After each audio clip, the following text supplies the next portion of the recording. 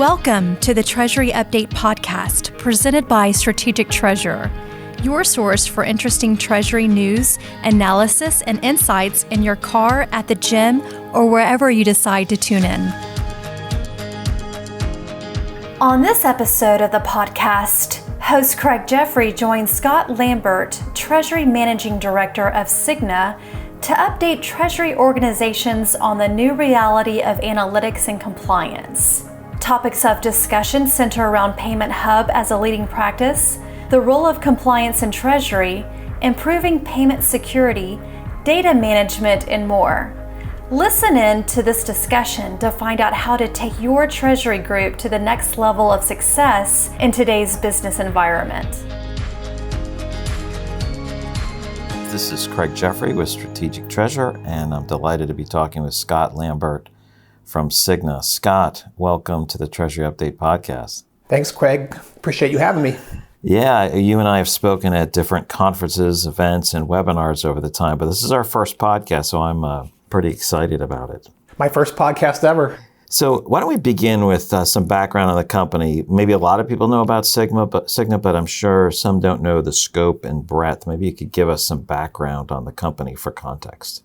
So Cigna is a global health service company dedicated to improving the health, well-being, and peace of mind of those we serve. We have 4 growth platforms. The first is U.S. commercial, which is really focused on serving our employer customers. The second platform is health services, which is the former Express Scripts business. 3 is government, and that includes our Medicare Advantage, as well as individual policies that we sell over the healthcare exchanges. And then our 4th platform is international. International includes our expat health benefits, individual private medical insurance, and it also includes supplemental benefits that we sell primarily in Asia. So we have about 180 million customer and patient relationships in more than 30 countries and jurisdictions, over 70,000 employees. And just to give you an order of magnitude, our 2019 total revenue was $153.6 billion.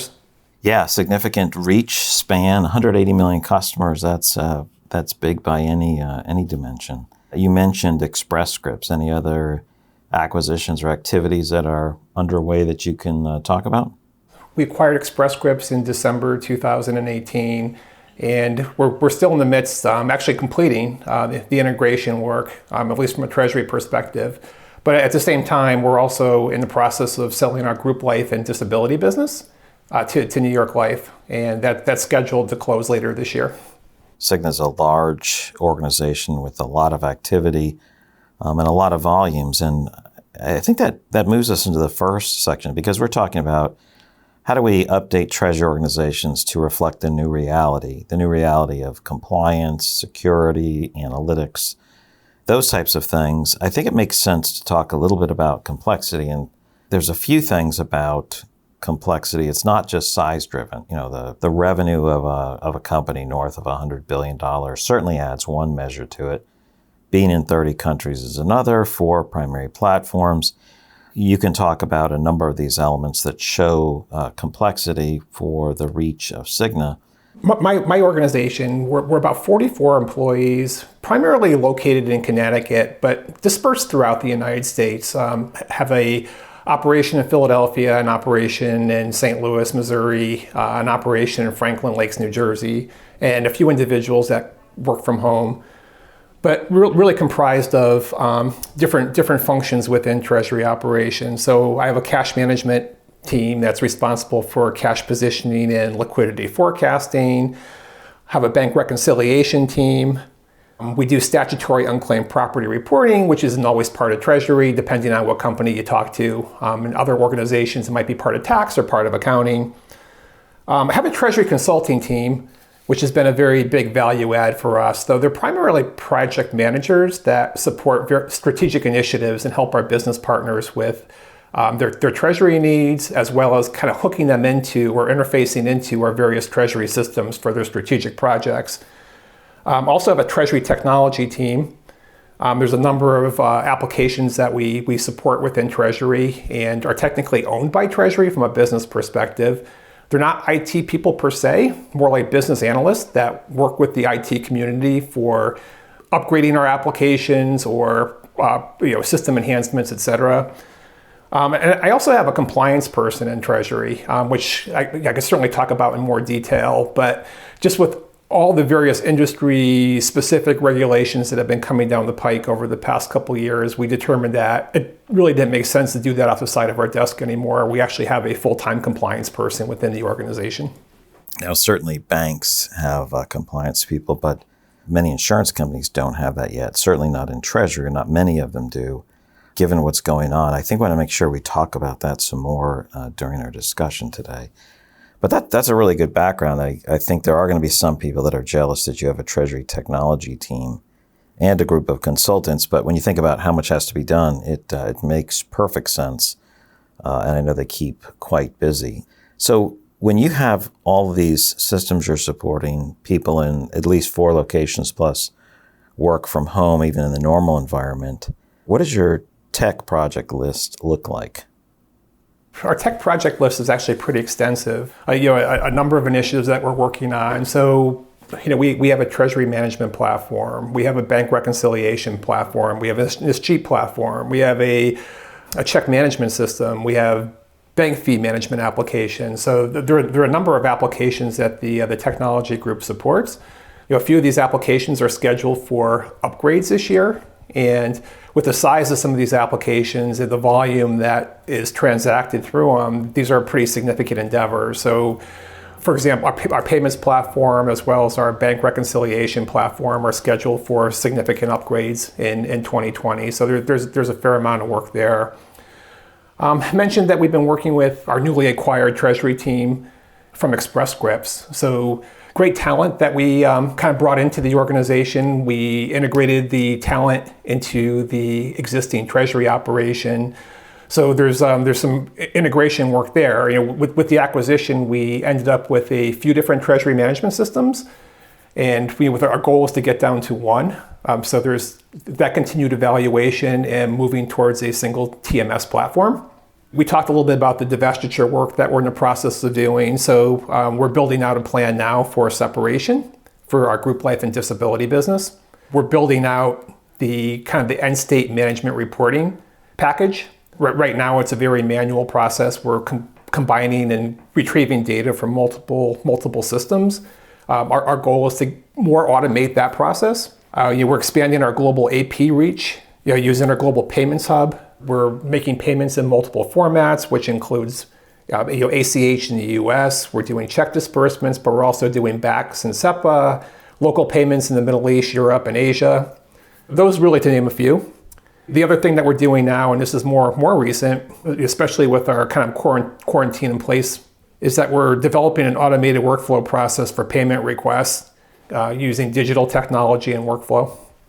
The automated workflow, with the digital request, obviously we've talked about the situation of increased threat levels since COVID and even before COVID, where there's a greater level of attacks. This is a way to batten down part of that process. But so there's some things there to discuss. But I also wanted to talk about what you've done historically from I'll call it a change management with technology approach. And I wanted you to talk a little bit about what you've done with the payment hub. I know, I'll just give a quick rundown, as I know historically, every area had their own payment platform and process for doing things. It was extraordinarily decentralized.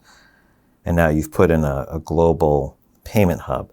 Can you just give a quick run through of the history and how you brought that, and you and your team brought that to bear at Cigna? Because it's clearly a leading practice, particularly for a payment-intensive organization like Cigna. Yeah, and I'll say that this was really the vision of my predecessor, the previous assistant treasurer. So he had the vision of Treasury owning a centralized payments platform.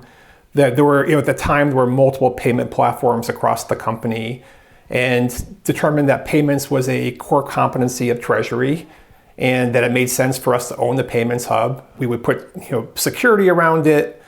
We would interface it with our delegation of authority, schedule of authority platform. We would perform various, validation edits as we're building out the foundation. So that was all kind of part of his vision. So essentially what we did is we did kind of an RFI to look at the various payment vendors out there. And we contracted with a vendor that we felt would be able to grow with Cigna and had the functionality where we didn't have to implement everything at once. So we knew that we couldn't do this kind of as a big bang approach. We had to build it out over time. So kind of our initial thought was, let's put in the baseline application. Let's interface it with our delegation of authority platform. And then let's put in some initial functionality to replace an old legacy high volume treasury payments platform. So we started off with the ACH module, and then we migrated off of an old mainframe payments application that we had in Treasury onto this new payments hub. And then, it really, the plan was to actually grow it over time. We understood that we would need funding, we would need resources to kind of help build this out. So as we acquired companies in the past, or as we had other big strategic initiatives, we were able to get funding that would help us kind of build out the roadmap for this payments hub. It started out, as I mentioned, with ACH. And then through an acquisition, one of the acquired companies needed check disbursement functionality. So with that, we were able to add the check module.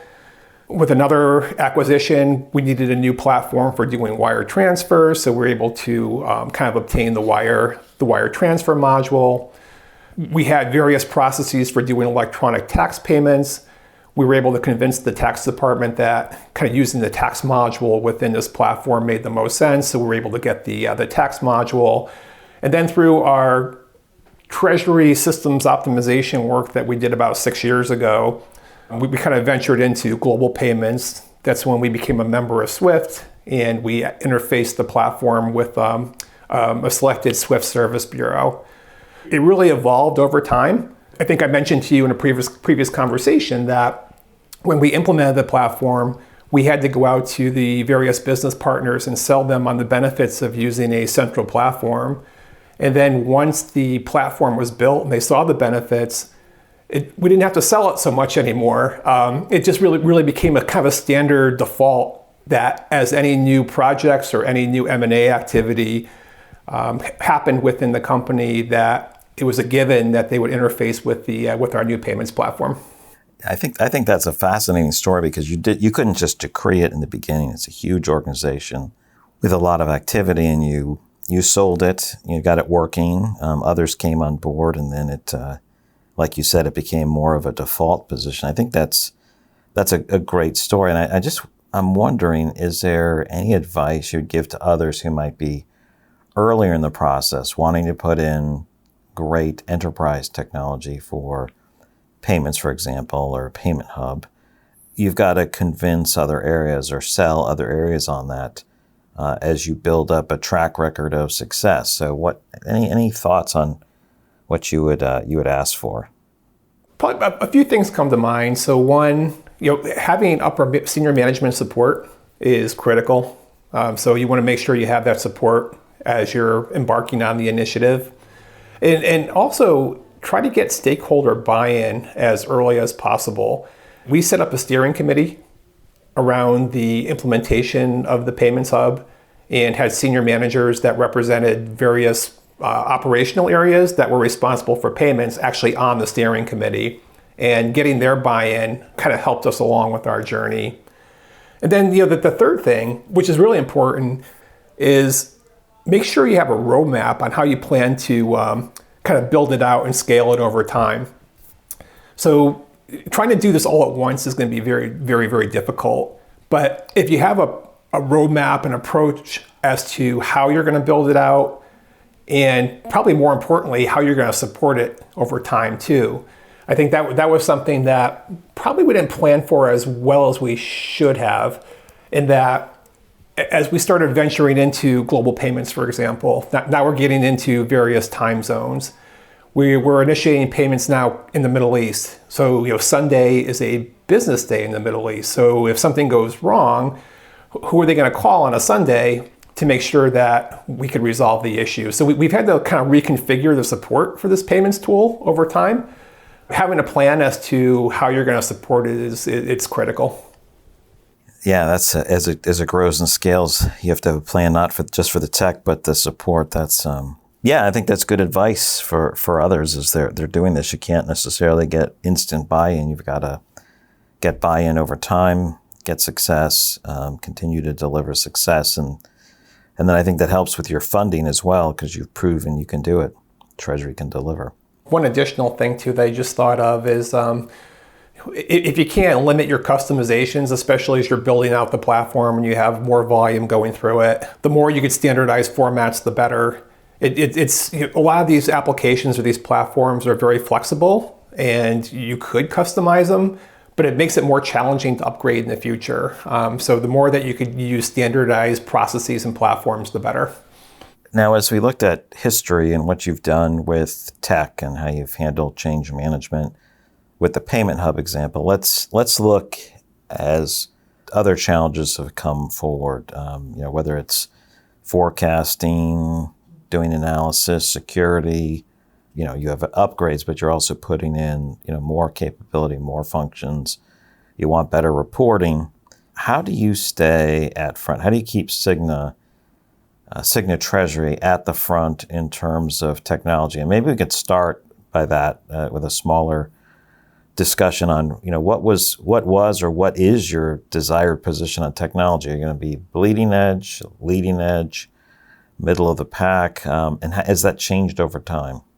It has changed over time, and I really think it's I view Treasury as a kind of a value-added business partner, and the business really drives the technology for Treasury. So if our focus is making sure that we're supporting the business, that's going to help us drive our technology roadmap.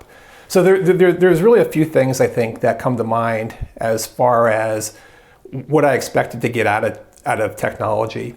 The first thing that comes to mind is being able to automate the back office processing and eliminate manual work. From a resource perspective, the fact that most of the Treasury systems that we've implemented, especially the more recent vendor packages, they all have rules within the platform to automate functionality. So, within our treasury management system, for example, we have over 4,000 accounting rules.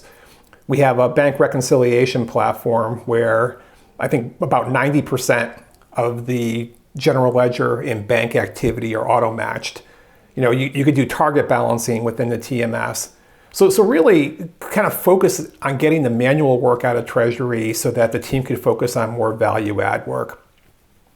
The other thing around automation that we're looking at now is kind of venturing into robotic process automation to automate across various system platforms.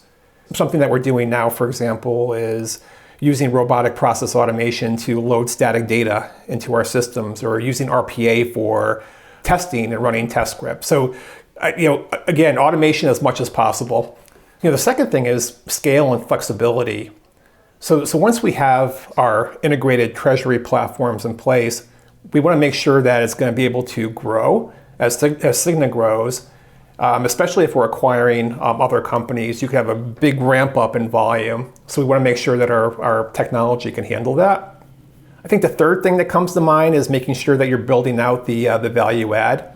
We talked about cash forecasting. So we want to make sure that we're managing within our identified cash targets that are set by the treasurer and our investment team, and working very closely with our investment team so that we're not leaving idle cash in our bank accounts, and that we're moving as much to investment accounts as possible to pick up on yield, or moving money up to parent that could be invested in capital market activity, for example, which provides an even higher return on investment. Data analytics comes to mind. Being able to have management reporting dashboards around forecasting cash flows from operations, counterparty exposure, currency exposure, share of wallet, things such as that.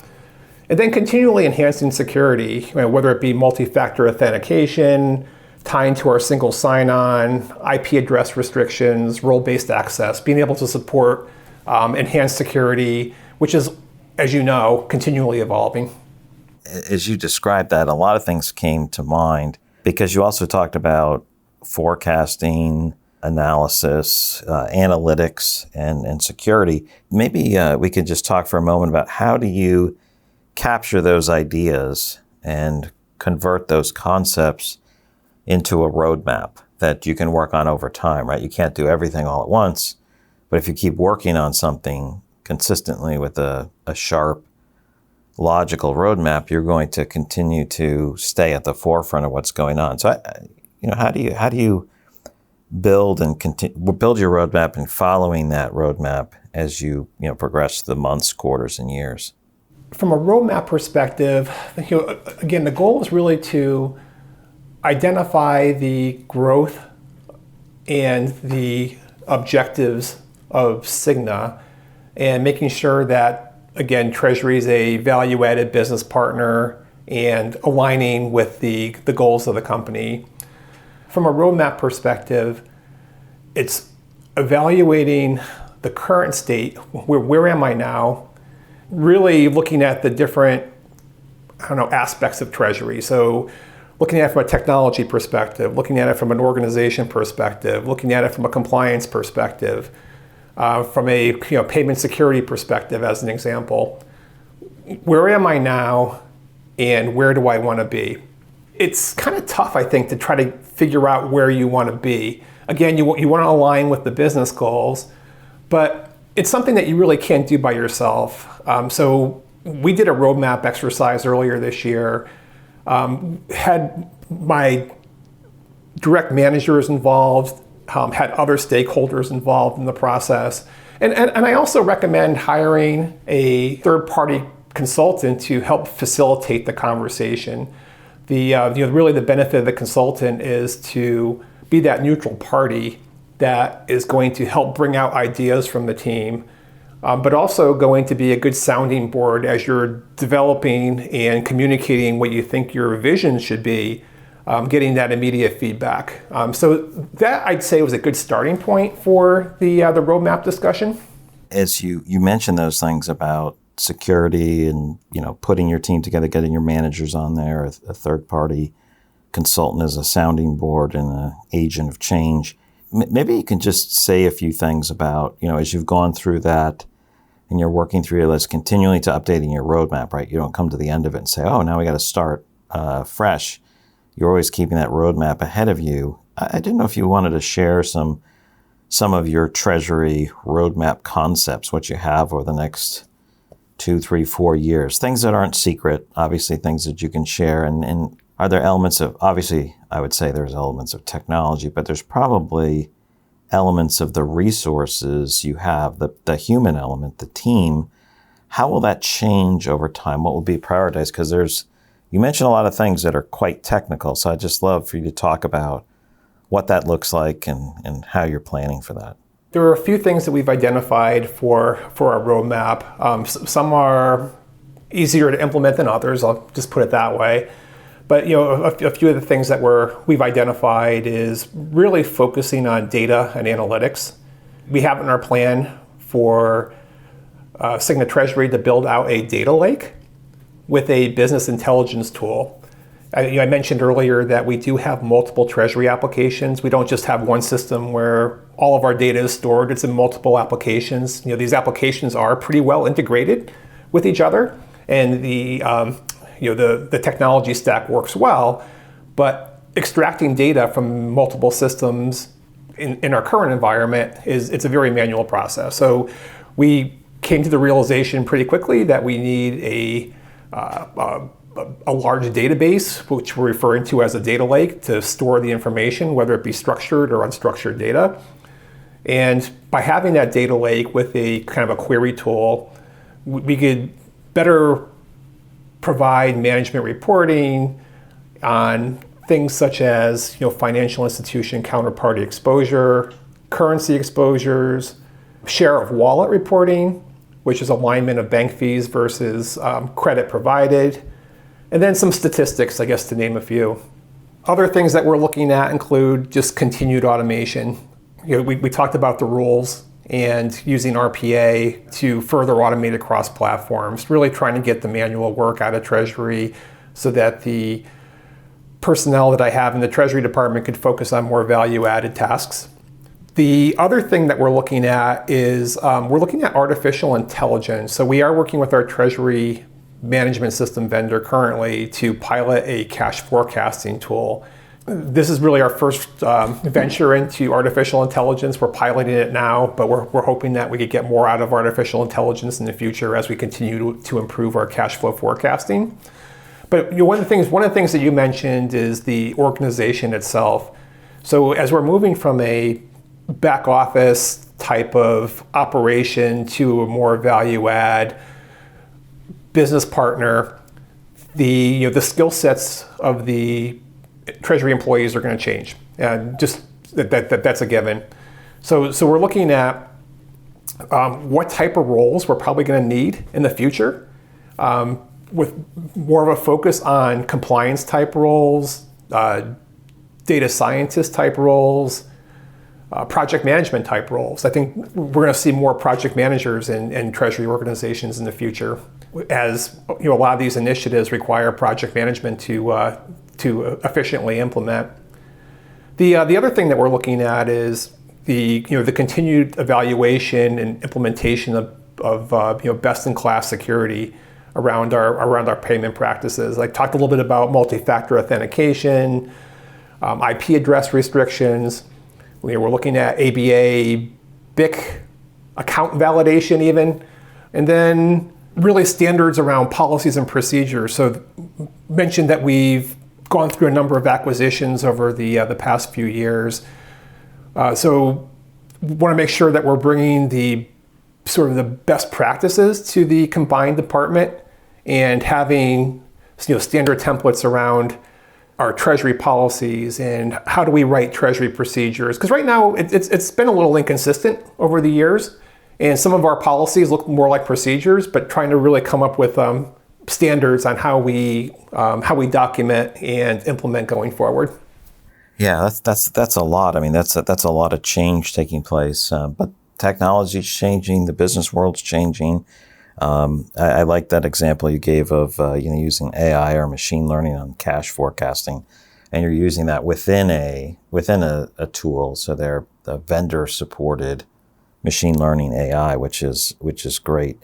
As this change happens, you mentioned there's different skill sets and people transition and everyone has to manage that. Are there other ways that you get your team on board? You mentioned a really good example in the beginning when you were doing this roadmap. You involved all your senior managers and other members of the team as part of that. Are there any other techniques you would suggest or share as good ways to keep the team heading towards the roadmap and adapting to these changes that are inevitable, and so let's make them as a team as you would. I have all hands meetings, usually once a month, and then a bigger meeting every quarter, where the roadmap concepts are socialized within the team, and you need to really continually communicate what your roadmap objectives are. Most of the time, there's buy-in. I think most people want to learn new things and are excited about the change. And it's also an opportunity for them. So as you identify your roadmap and where you expect to be a few years from now, and kind of look at the current skill sets versus where potential employees need to be upskilled, most people are excited about the change in that there's an opportunity for them to get new training and learn new things that are going to support the roadmap in the future. Yeah, excellent. That's like taking your payment hub socialization across the enterprise to helping your team come along with these changes. That's great. And you have a compliance person. You're talking about data analytics and data scientists. I'd love to catch up with you again on another podcast to hear how some of those things work out as you expand and build out the data lake and the tools and leverage machine learning. Scott, I wanted to give you an opportunity at the end for any final thoughts, anything that you wanted to share with other Treasury professionals as they oftentimes want to make sure they're updating their Treasury organizations. Any final words or guidance? A few things I would say. It's certainly a dynamic business environment, and Treasury needs to keep pace. Fully believe that Treasury needs to be a value-added business partner. So make sure that you keep your stakeholders informed on the roadmap and include them in any decisions that you're making. Highly recommend developing a roadmap that really allows you an opportunity to assess where you currently are versus where you want to be, and then the roadmap helps you get there. And I think you need to periodically also assess your roadmap. So what you identify as a roadmap, last year, is that desired future state still the desired future state? So things are going to change along the way, and make sure that you're updating your roadmap. It really shouldn't be a static document. You've reached the end of another episode of the Treasury Update podcast. Be sure to follow Strategic Treasurer on LinkedIn. Just search for Strategic Treasurer. This podcast is provided for informational purposes only, and statements made by Strategic Treasurer LLC on this podcast are not intended as legal, business, consulting, or tax advice. For more information, visit and bookmark strategictreasurer.com.